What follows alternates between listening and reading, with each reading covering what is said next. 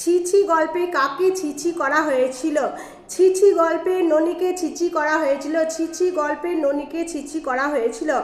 এই গল্পে ননিকে কেন ছিছি করা হয়েছিল? কারণ ননি টাকা পয়সাকে বেশি গুরুত্ব দিয়েছিল আর মনকে গুরুত্ব দেয়নি।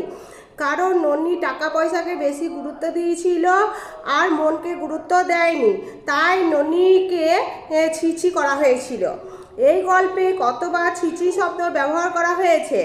56 বার ছিছি প্রয়োগ করা হয়েছে। 56 বার ছিছি প্রয়োগ করা হয়েছে। 56 বার, 56 বার, 56 বার, 56 বার।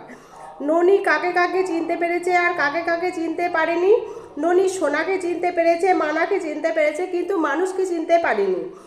ননি সোনাকে চিনতে পেরেছে, মানাকে চিনতে পেরেছে, কিন্তু মানুষকে চিনতে পারেনি, সোনাকে আর মানাকে। হ্যাঁ, দুনশো একা সোনা, মানা ময়াকা দুনা একার মানা মানা চিনতে পারে।